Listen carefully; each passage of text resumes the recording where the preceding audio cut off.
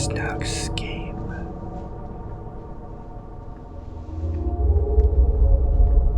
Nothing can save me.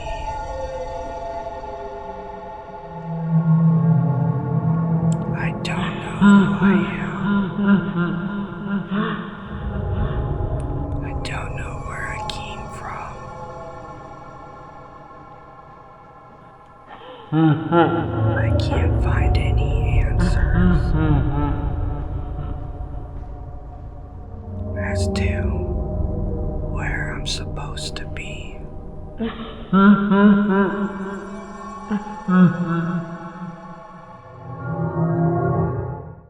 How long have you been on this installation? A month now. Do you have any other connections to the UNSC? I have 0 connections to the UNSC. How did you get here? If I remember correctly, I was placed in a multi-dimensional elevator by my nobody Onyxt, who is now absorbed or morphed with Jamie, an ex-love interest of mine. Do you have any information on the heart-shaped moon above us? That's Kingdom Hearts. How does it work? Well,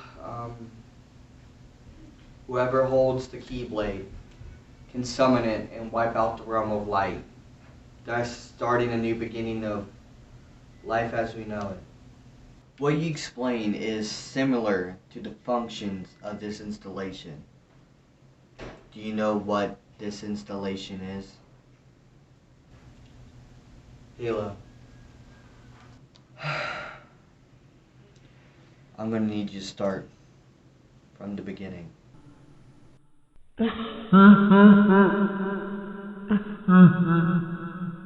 Yours will be criticizing me. Ours will be criticizing you. Ours will be harder on myself. You'll never know how I truly have felt. Makes you wanna say this thing really does suck ass. Makes you wanna say even things from the past. Makes you wanna say this is the worst thing I have seen. Makes you wanna say what the fuck, Marine?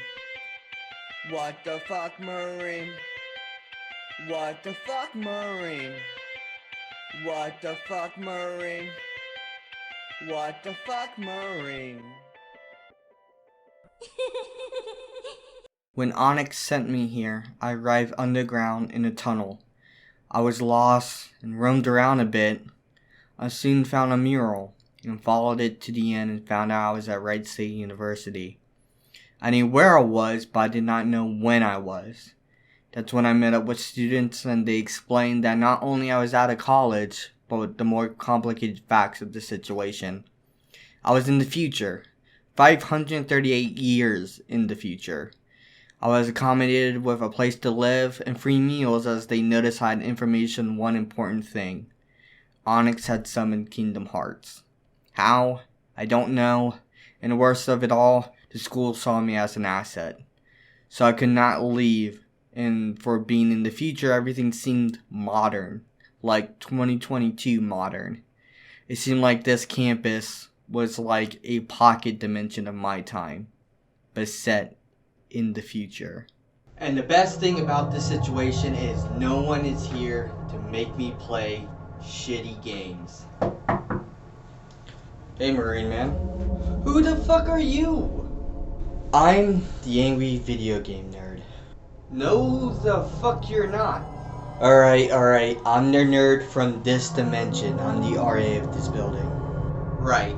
Anyway, thanks for introducing yourself. I have to catch some Z's. It's getting really late and I really need to sleep, so I'm just gonna... Not so fast, Marine. The security guard Mark is out sick this week. I need someone to take his place. Oh, that really sucks, but I really have to catch some sleep so I can wake up early tomorrow to figure out how to get out of this dimension and, you know, stop Kingdom Hearts. Right, Onyxt and all that bullshit. You know what? Forget about all that. I'll deal with it. What? Yeah, just forget about it. Just watch the building for a week. You do that and I'll figure out how to get you out of this pocket dimension. Right, okay, so how will I watch the building? I'll install a security system on your Xbox remotely. Okay, wait, my Xbox? Yeah, it's the FNAFXP program. What does that stand for? The Five Nights at Freddy's Xbox port. What? Since when did FNAF come to Xbox? Right before security breach? You know what? Fine. I'll just play FNAF. It means I'll be free of this fucking bullshit. Five Nights at Freddy's, created by Scott Cawthon in the year of our Lord, August 8th, 2014. At this time, it was released only for PC on Steam, and Let's Players like Markiplier made the game popular. Or, at least you can argue. At the time writing this, Mark's first episode of FNAF has 105,217,158 views. Holy shit. So to say the least, Mark had a hand in success of Five Nights at Freddy's. But the thing is, Scott pumped the games out back to back. Five Nights 2 came out November 11, 2014, Five Nights 3 came out March 2nd, 2015, and FNAF 4 came out on July 23rd, 2015. That's a lot to pump out in a short fashion, but what were the games about? Well, the first two games were about being a security guard at a pizzeria chain called Freddy Fast Burgers Pizza, where your shift is from midnight to 6 a.m. Everything seems fine, but of course, the spooky stuff happens. Now you must be wondering, is this a bad game? No, but it can be difficult and...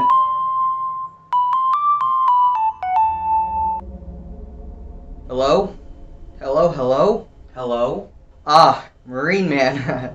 Welcome to your first night at WSU dormitories. Now, let's fill you in on your job. Once you install the program, you need to launch it and get to work and looking at those cameras. Okay, is there anything I need to look out for? Well, yeah, it seems that in my dimension hopping, Onyxt has found a way to get into the pocket dimension. What? Yeah, it sounds pretty bad, but don't worry. You have all the cameras over campus, and so it'll be pretty hard for him to catch you. So just look for him on those cameras. Okay, but I can just lock the doors, right? Like, absolutely. You know, just flip the knobs, and he shouldn't be able to come in. Hopefully. Yeah, maybe. Okay, door is locked. I'll get to playing this game and looking at those cameras. Good luck, Marineman. You're going to need it.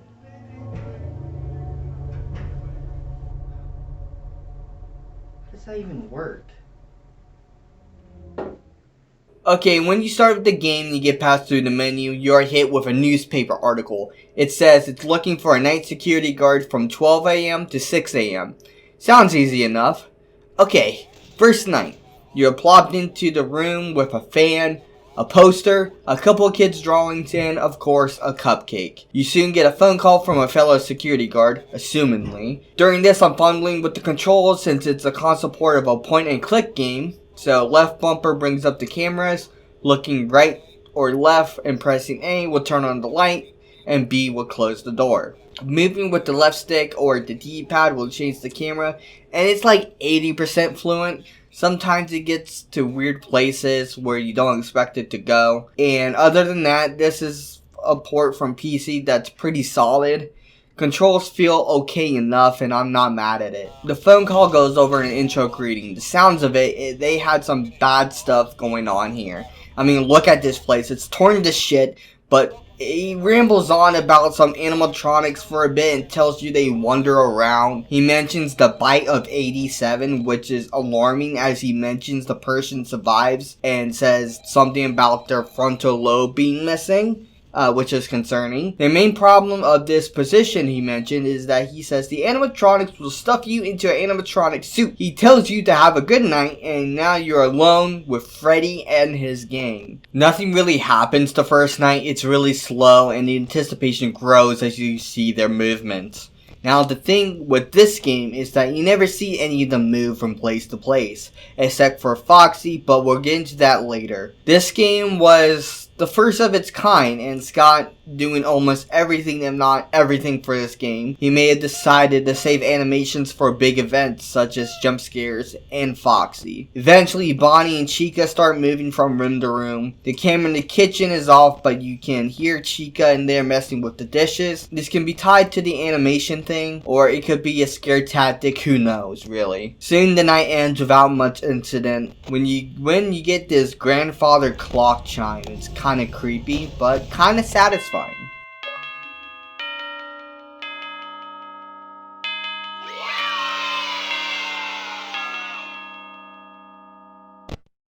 Okay, not gonna lie, this game is kinda creepy, but to put things into perspective, this is not my first time witnessing this game. I've seen Markiplier's full playthroughs on all the Five Nights at Freddy games, so I know what I'm getting myself into. So for me, most of the scares just fall flat because I know when they are coming.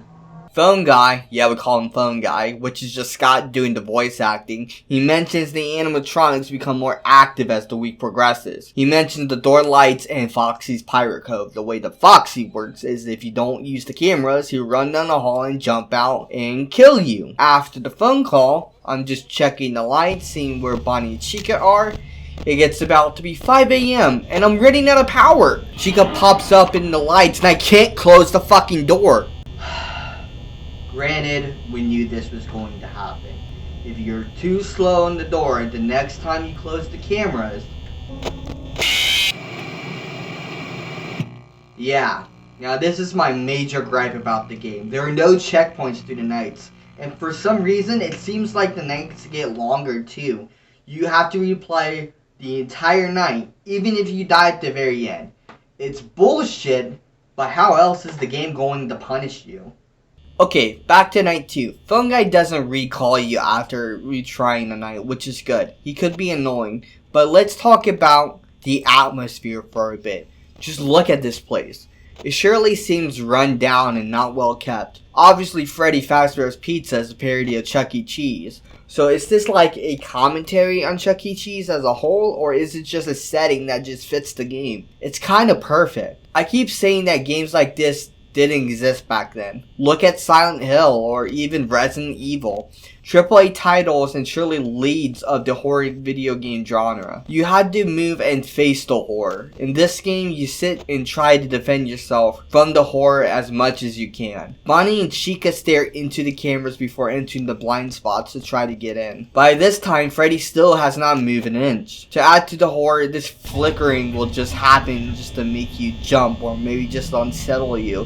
It's just the atmosphere, it's just top notch. Although, mostly other than that, a couple close calls of night 2 is uneventful and I complete it without incident.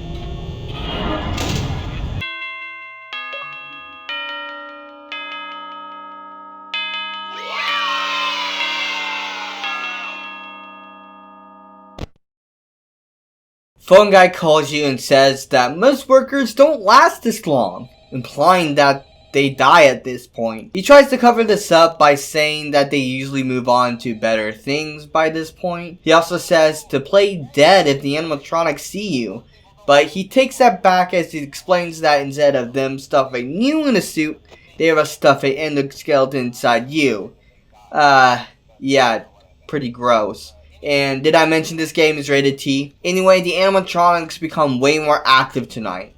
One thing that frustrates me is that the nights get longer as the week progresses, or at least they seem. Yeah, you know how the week drags on as it goes on, and you know, some days are slower than others. In this game, it takes that feeling of slow work day and turns it into dread. It does not make sense to me why the nights seem like they get longer.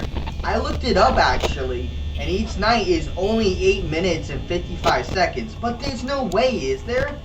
Is it you lose power faster or something? That would make more sense. It's 4 a.m. and... oh shit. What the fuck? Did Foxy just steal my power? Watch as I go from 29% to 27% in less than a second.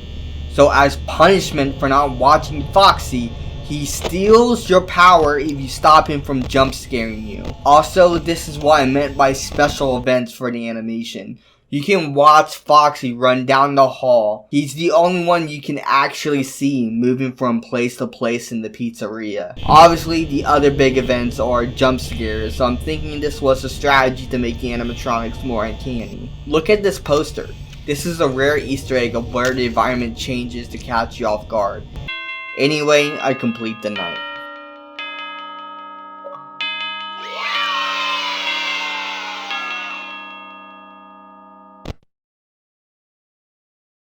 Alright, let's listen to the phone call from Phone Guy this time. Hey, wow, day 4. I knew you could do it. Hey, listen, I may not be around to send you a message tomorrow. It's been a bad night here for me. I'm kind of glad that I recorded my messages for you when I did. Hey, do me a favor. Maybe sometime you can check inside those suits in the back room. I'm going to try to hold out until someone checks. Maybe it won't be so bad. Yeah, I always wondered what was in all those empty heads back there. You know. Oh no.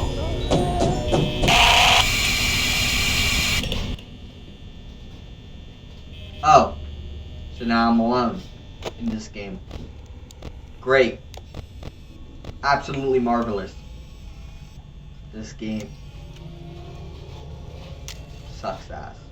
So now Fun Guy is dead. I almost died almost right away from Foxy even though I was checking the cameras. Other than that, we've almost seen everything this game has to offer, which is sad, but what do you expect? One guy made this game. I died from Foxy again, so after a long night fending off from these animatronics, I get to 5 AM. Oh, but I'm running out of power. Fuck. Fuck. Fuck!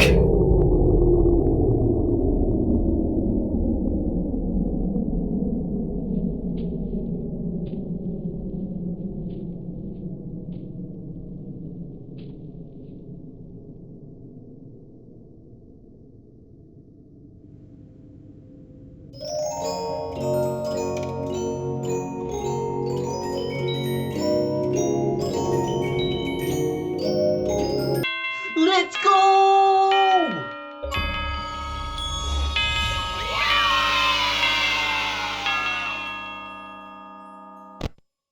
Night 5 is the most bullshit night.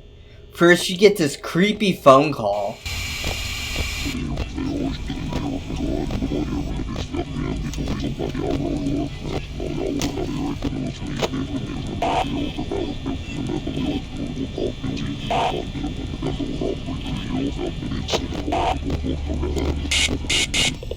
Yeah, fuck that. I get to 1 AM and I died to Chica. The second attempt, I died to Foxy because I was trying to conserve power.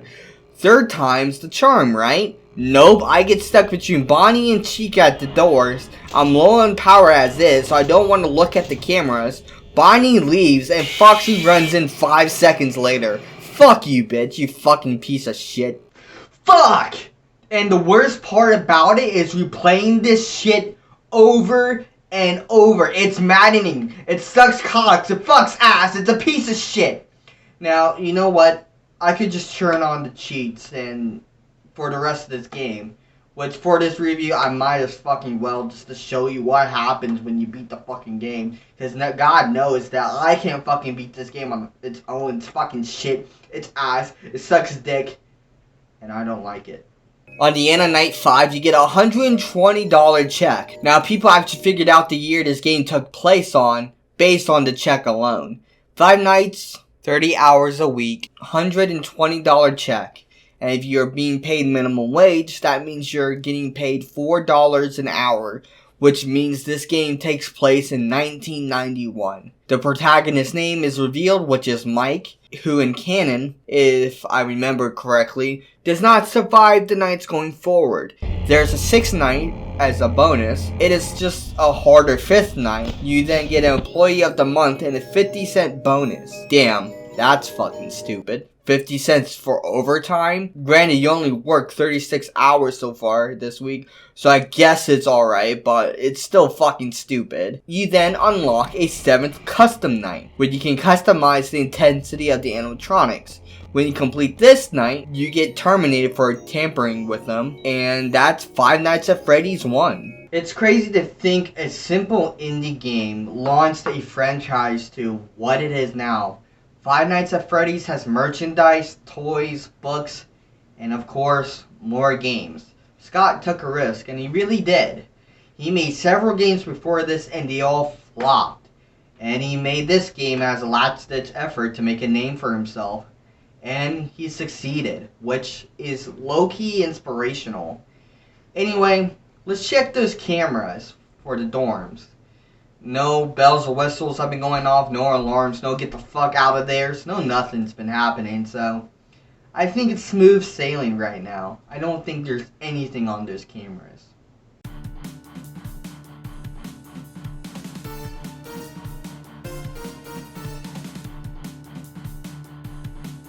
Oh fuck. No, this isn't good, this isn't good.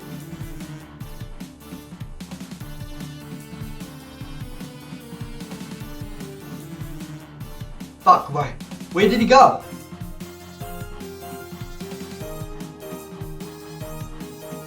Oh shit.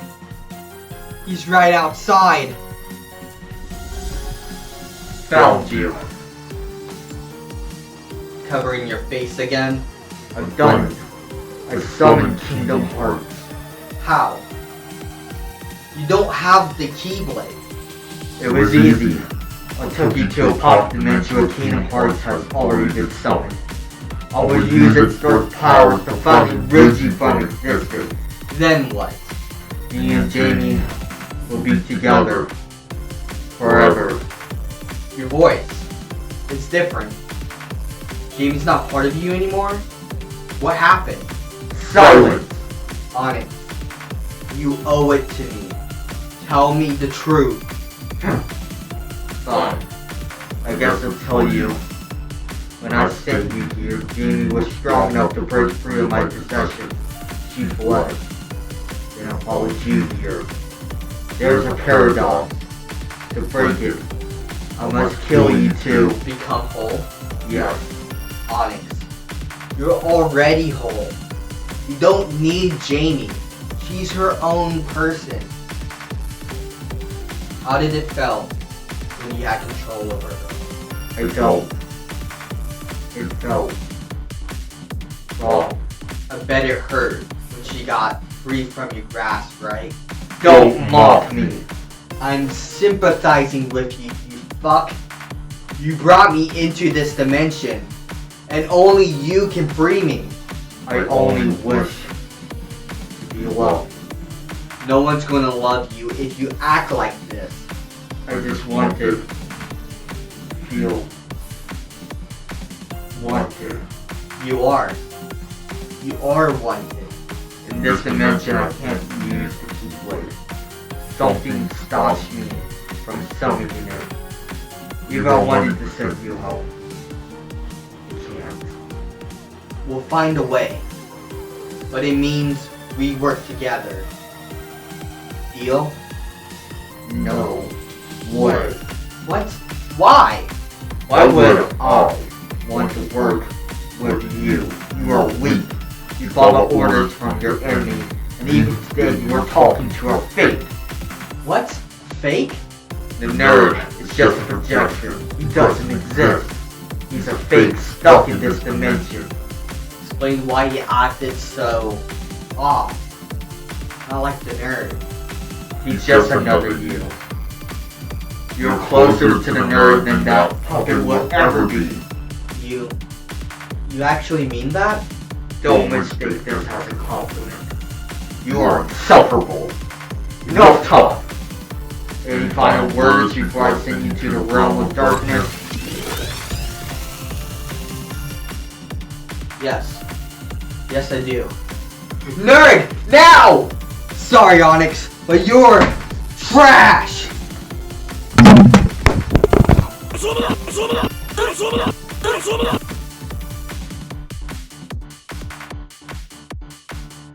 Remember, Marineman, take shit from no one. Only give shits. Dearly noted.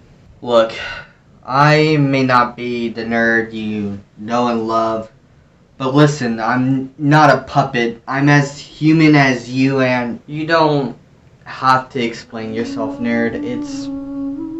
It's fine. What now? Well, we finish the fight.